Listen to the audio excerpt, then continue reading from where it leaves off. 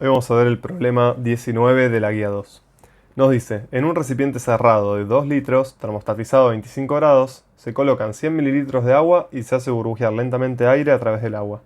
Utilizando las curvas de presión de vapor del anexo 1, estimar la disminución de la masa de agua que tiene lugar como consecuencia de la evaporación, suponiendo que el aire se satura. Siempre recomiendo que empecemos con un esquema de cuál es nuestra situación original. Nosotros tenemos nuestro super recipiente con un poco de agua, 100 mililitros. ¿Y qué es lo que va a pasar inicialmente? Parte del agua se va a evaporar. ¿Sí? ¿Hasta qué punto? Bueno, hasta el punto donde la velocidad con la que se evapora es la misma con la que vuelve al líquido. Porque esto es un equilibrio dinámico. Es decir, ¿qué es lo que está pasando? Parte del líquido se está evaporando, pasando a la parte gaseosa. Y parte de ese gas que se genera vuelve al líquido. Al principio en una menor proporción, por eso esto se empieza a llenar de gas.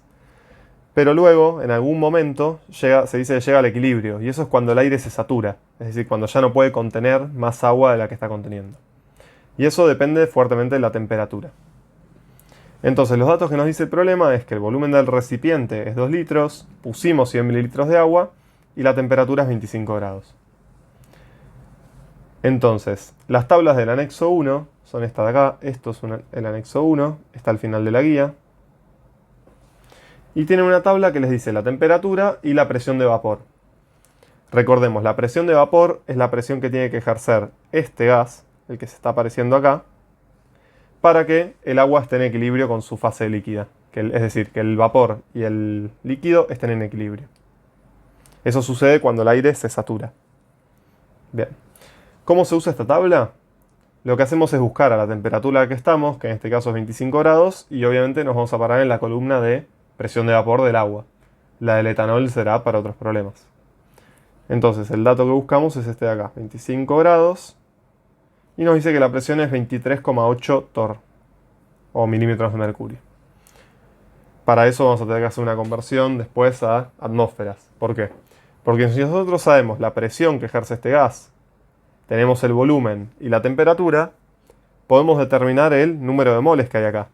Que básicamente es lo que nos pide el problema, porque nos dice estimar la disminución de la masa de agua que tiene lugar como consecuencia de la evaporación. Si nosotros sabemos los moles que hay acá, vamos a saber la masa de agua que hay en ese que se evaporó. Muy bien. Entonces, vamos a hacer los cálculos. Ya sabemos que la presión de vapor que debe ejercer ese gas son 23,8 milímetros de mercurio. Si la presión debería ser 23,8 milímetros de mercurio.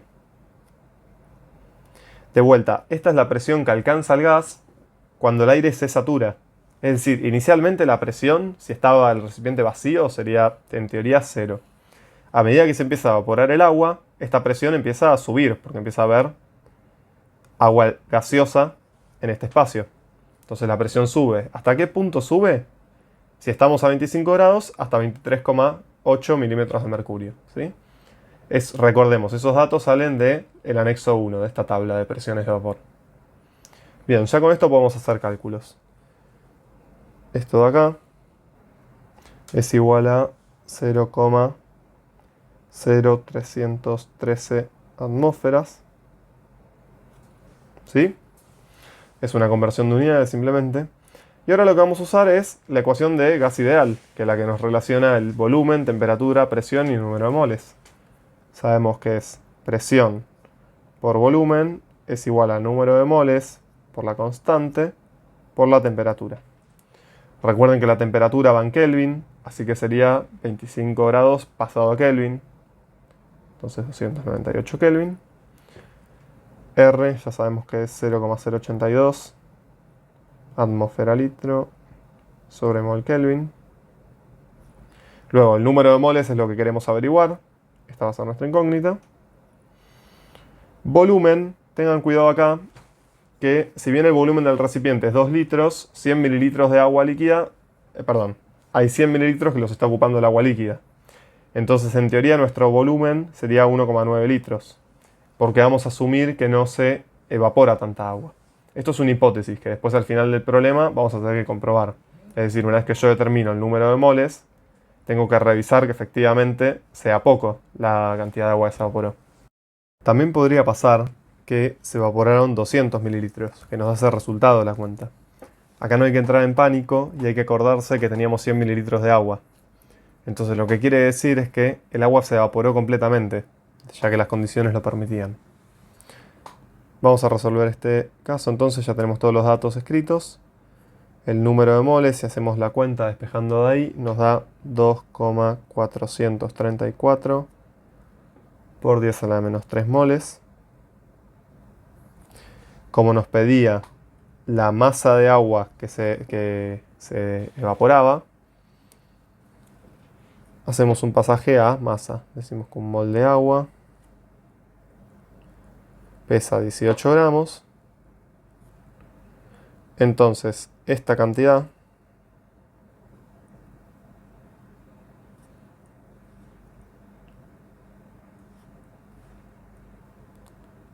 pesa, haciendo la cuenta, 0,0438 gramos. Bien, entonces, considerando que la densidad del agua es 1 gramo sobre mililitro, podemos afirmar que nuestra hipótesis será correcta. Se evapora muy poca agua, se evaporan 0,04 mililitros y teníamos 100. Entonces es correcto considerar el volumen 1,9 litros. Entonces esta es la masa de agua que se evaporó. Con esto terminamos el problema. Cualquier duda la podemos ver en clase o me pueden consultar en los comentarios. Y nos vemos en próximos videos. Saludos.